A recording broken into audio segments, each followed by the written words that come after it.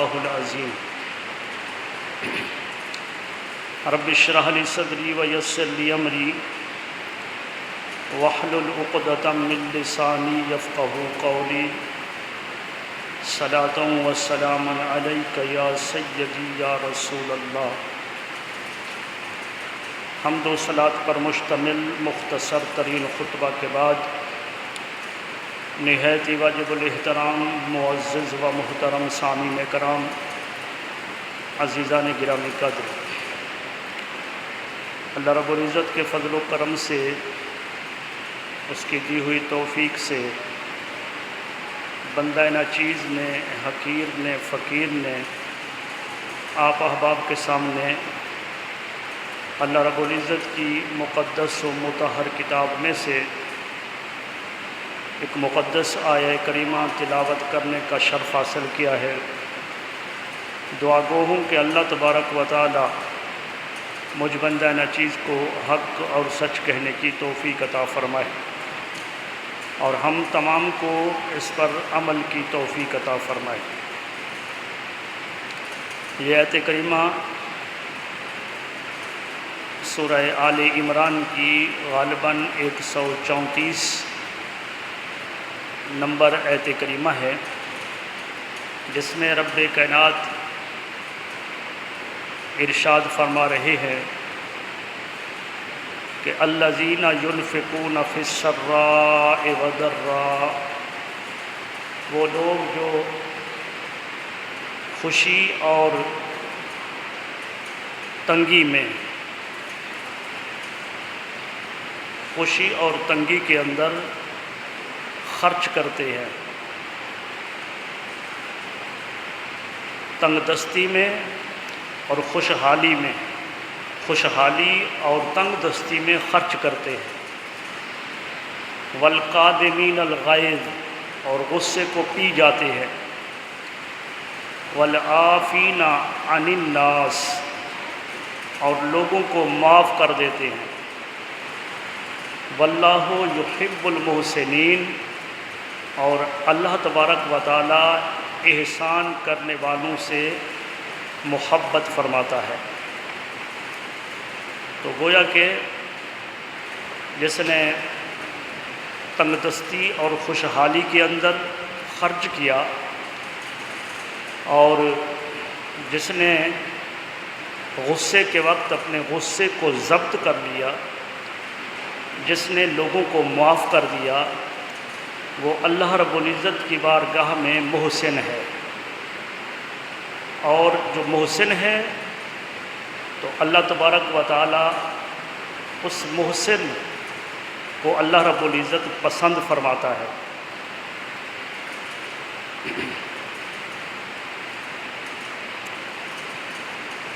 تو ہم اس کی پہلی جو آیت کریمہ کا پہلا حصہ ہے، آج وہاں سے گفتگو شروع کرتے ہیں، کیونکہ جمعہ کا دورانیہ تھوڑا کم ہوتا ہے، تو جتنا اللہ رب العزت نے چاہا گفتگو ہوگی۔ پہلا حصہ ہے الذین ينفقون فی السراء والضراء، وہ لوگ جو تنگ دستی، خوشحالی اور تنگ دستی میں خرچ کرتے ہیں۔ اب آخر میں اس کا اللہ رب العزت نے حکم فرمایا کہ وہ محسن ہے، اللہ تبارک و تعالی محسن کو پسند فرماتا ہے۔ اب جو اللہ رب العزت کی بارگاہ میں خرچ کرتا ہے، ہمارے اسلاف کا اس میں کیا وتیرہ طریقہ رہا ہے؟ ہم تو یہی سمجھتے ہیں کہ شاید ہمارے دیے ہوئے مال سے ہمارا گھر میں جمع شدہ پونجی، روپیہ، پیسہ کم ہو جاتا ہے، حالانکہ ایسا نہیں ہے۔ حضور علیہ السلام نے قسم اٹھا کر ارشاد فرمایا، حالانکہ حضور علیہ السلام کی زبان پر ہی ایمان کا دار و مدار ہے۔ حضور نے فرمایا اللہ ہے ہم نے مانا، حضور نے فرمایا ملائکہ ہیں، ہم نے مانا۔ حضور نے فرمایا اچھی بری تقدیر ہے، ہم نے مانا۔ حضور قسم نہ بھی اٹھائیں تب بھی حضور علیہ الصلوۃ والسلام کی بات پر اعتماد ہے مومنوں کو، لیکن اس بات کی کیا عظمت ہوگی جہاں آقا انعامدار صلی اللہ علیہ وآلہ وسلم بات کو پختہ کرنے کے لیے قسم اٹھائیں۔ تو میرے آقا صلی اللہ علیہ وآلہ وسلم نے ارشاد فرمایا کہ قسم ہے اس ذات کی جس کے قبضہ قدرت میں میری جان ہے، یعنی اللہ کی قسم اٹھائی۔ قسم ہے اس ذات کی جس کے قبضہ قدرت میں میری جان ہے، اللہ کی بارگاہ میں دینے سے مال بڑھتا ہے، کم نہیں ہوتا۔ اللہ کی بارگاہ میں تو ہم تو یہی سمجھتے ہیں نا کہ شاید وہ 2.5% دیا، لاکھ میں سے 2,500 گیا تو 2,500 کم ہو گیا، جبکہ حضور علیہ الصلوۃ والسلام فرما رہے ہیں کہ اللہ کی بارگاہ میں دینے سے زیادہ ہوتا ہے، کم نہیں ہوتا۔ اسی بنا پر مجھے وہ ایک تابعی کی حکایت اپنی آپ بیتی یاد آ گئی، جو شام کا رہنے والا تھا۔ حضرت علی رضی اللہ تعالیٰ عنہ کا دور خلافت تھا، تو اس تابعی نے چاہا کہ میں امیر المومنین کو جا کر دیکھوں، ان کی زیارت کروں۔ تو وہ اپنے ملک سے چلا اور آ پہنچا دارالخلافہ۔ تو حضرت علی رضی اللہ تعالیٰ عنہ مسجد میں تشریف فرما تھے، اور رمضان کا مہینہ تھا، وہ شخص روزے دار تھا۔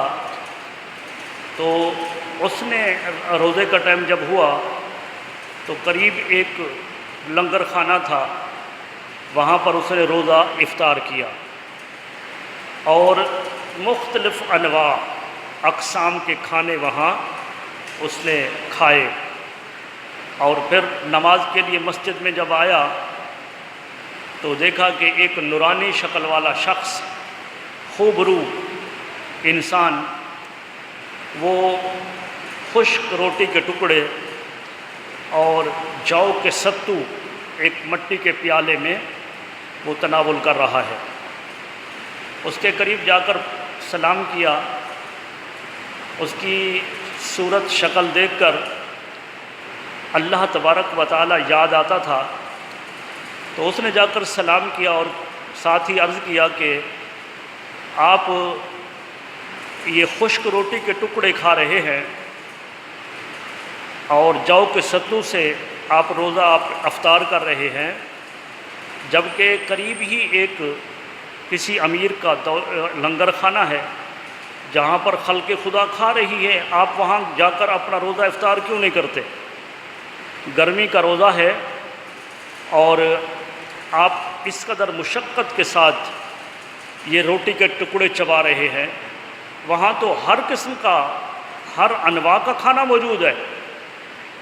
تو اس اللہ کے بندے نے جواب دیا کہ ہاں، میں اللہ تبارک و تعالیٰ کی رضا پر راضی ہوں اور میں نے دنیا کو 3 طلاقیں دے دی ہیں۔ اس نے دوبارہ یہی کہا تو آپ نے دوبارہ یہی جواب دیا۔ پھر اس کے بعد اس نے چاہا کہ یہ تو وہاں جانے کے لیے تیار نہیں ہے، تو ایسا کروں کہ میں وہاں لنگر خانے میں جا کر ان کے لیے کھانا لے آؤں۔ وہ لنگر خانے میں گیا اور وہاں جا کر پوچھا کہ اس کا محتمم کون ہے، منتظم کون ہے اس لنگر خانے کا؟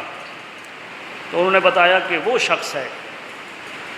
تو وہ تابعی کہتا ہے کہ اس کی شکل کو بھی دیکھ کر خدا یاد آتا تھا۔ میں اس کے پاس گیا، اس کو سلام کیا اور ساتھ ہی ساری روداد سنائی کہ یہ اس مسجد کے اندر ایک شخص مسجد میں بیٹھا ہے، نورانی چہرہ ہے، لیکن وہ یہاں آپ کے لنگر خانے پر کھانا کھانے کے لیے، روزہ افطار کرنے کے لیے نہیں آیا ہے۔ میں نے اسے کہا بھی صحیح، لیکن وہ کہتا ہے کہ میں نے دنیا کو 3 طلاقیں دے دی ہے۔ تو آپ ایسا کریں کہ آپ ان کے لیے کچھ کھانا دے دیں اور میں جا کر ان کو کھانا پیش کر دوں۔ تو اس لنگر کے محتمم منتظم نے پوچھا کہ آپ کہاں سے آئے ہو؟ تو اس نے کہا میں شام سے آیا ہوں۔ اس نے کہا کہ کس کام کے لیے آئے ہو؟ اس نے کہا کہ میں امیر المومنین حضرت علی رضی اللہ تعالیٰ عنہ کی زیارت کے لیے آیا ہوں۔ اس نوجوان کی آنکھوں سے آنسو جاری ہو گئے اور ساتھ ہی فرمایا کہ امیر المومنین حضرت علی وہی ہے جن کو مسجد میں دیکھ کر آئے ہو، اور یہ لنگر خانہ انہی کا ہے۔ میں ان کا بیٹا ہوں، میرا نام امام حسن مجتبیٰ ہے۔ وہ شخص، وہ تابعی جو ہے، اس کی آنکھوں سے آنسو جاری ہو گئے کہ لنگر خانہ بھی انہی کا، ہزاروں لوگ ان سے مختلف انواع اقسام کے کھانے کھا رہے ہیں، اور یہ وہ ہستیاں ہیں کہ جنہوں نے دنیا کو طلاقیں دے رکھی ہے، دنیا کے عیش و عشرت کو طلاقیں دے رکھی ہیں، دنیا کے جو مختلف انواع و اقسام کے کھانے ہیں، اپنی لذت، ان کی لذت حاصل کرنے کے لیے اپنے آپ کو ان سے دور رکھا ہے۔ تو یہ حضرت علی رضی اللہ تعالیٰ عنہ کا واقعہ ایک تابعی بیان فرماتے ہیں کہ خود اپنی حالت یہ کہ ستو سے، جو کے ستو اور خشک روٹی کے ٹکڑوں سے روزہ افطار کر رہے ہیں، اور باہر خلق خدا ان کے لنگر سے سیراب ہو رہی ہے۔ یہاں پر حضرت